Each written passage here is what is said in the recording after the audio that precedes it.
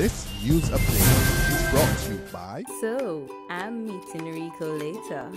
Gotta check in with the girls, but first, let me check my usage on the MyLime app. Now, what should I wear? Hashtag sexy. He's here.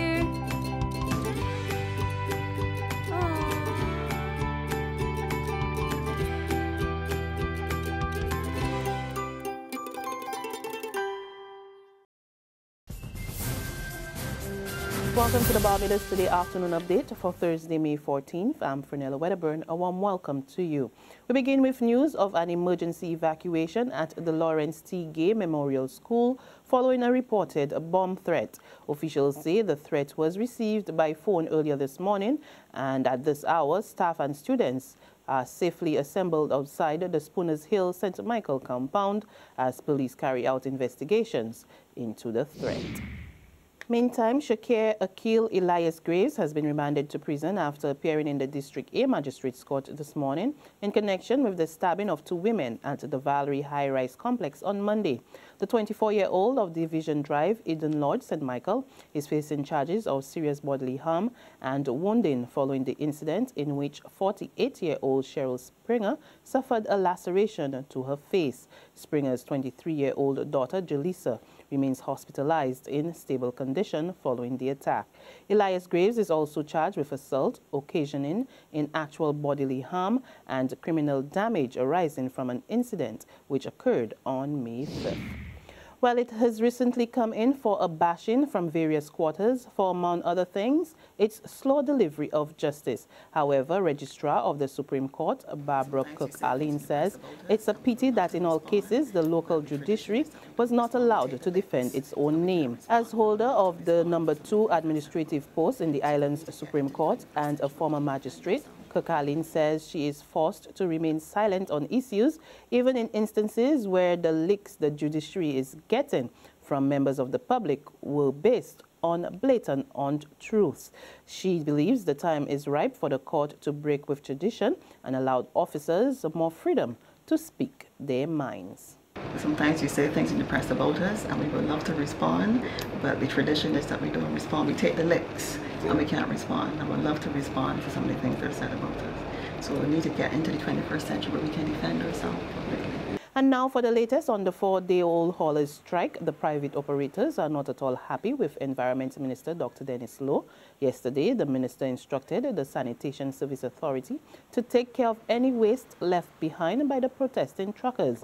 But Managing Director of Jose & Jose, Anderson Sherry, tells Barbados Today that the minister has essentially put the group out of business. Yesterday, Minister Lowe made a statement that he have instructed Sanitation Service Authority to purchase skips. Well, it will greatly affect my business when sanitation purchase these skips and go into the commercial section. But today will be wholesale. Who will be tomorrow? Tomorrow he's going to buy the food vans. Tomorrow he's going to put Kentucky or Chafet or other people out of business with our own taxpayers' money.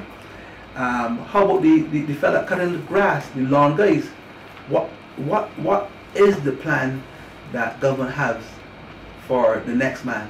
Yesterday, Sherry reported to Barbados Today that his company would no longer be handling any garbage at the state-run QEH, prompting concerns that a medical waste would be piled up at the island's main healthcare institution. However, today he seems to have had a change of heart. The businessman now tells Barbados Today that in the midst of the ongoing protest action, his company will still be picking up garbage from the QEH, the police, and the fire service.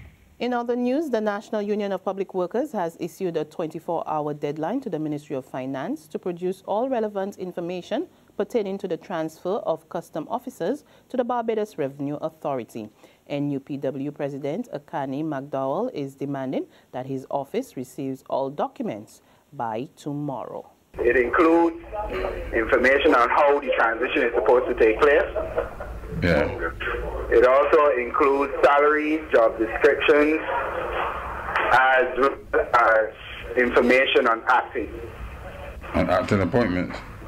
Yeah, so we want full disclosure of information. When you say acting, what do you mean? I know it's acting. I don't want to go into details because we're still in negotiations, but the point I'm making is that we ask for full disclosure of information so that we can give that information to the customs officers and they can make an informed decision before they do the transfer over to BRA. There's regional and international news after this short break.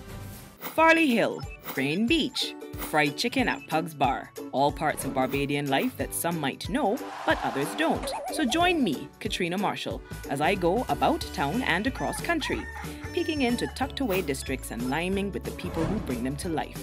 About town and across country, coming soon to Barbados Today, news you can trust.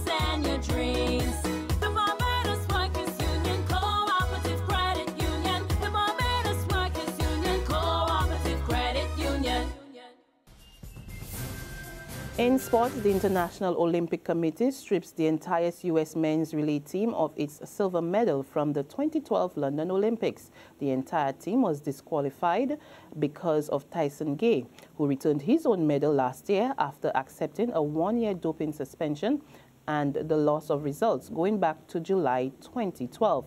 If the London medals are returned, the silver will go to Trinidad and Tobago, who finished third, and the French team will take the bronze. We head to Guyana now for the latest. GCOM officials are expected to release the results of Monday's polls today. And from all indications, the opposition coalition, a Partnership for National Unity, and the Alliance for Change is leading the ballot count. St. Lucia was rattled by a 4.7 earthquake this morning. There were no immediate reports of injuries or damages. According to the University of the West Indies Seismic Research Center, the quake occurred around 16 minutes past 10. Internationally, 28 children under the age of 5 have died as a result of lead poisoning in central Nigeria's Niger state. Officials suspected that the poisoning occurred because of illegal gold mining in the area. The victims had levels of lead in their blood, which was 17 to 22 times higher than the minimum international standards. There are also 65 other cases of poisoning being monitored. And on that note, we come to the end of our afternoon updates, but we'll be back again this evening. Until then, log on to www.barbadostoday.bb, subscribe to our e-paper, our email updates, and like us on Facebook. You can also catch us on Izumi Media in bus terminals or Screenplay at supermarkets and gas stations near you. We're also on Channel 101, online TV, and Mix 96.9 FM. There you can get all the latest news and sports. I'm Fernella Wedderburn. Good afternoon. This news update is brought to you by... So, I'm meeting Rico later. Gotta check in with the girls, but first, let me check my usage on the MyLime app. Now, what should I wear?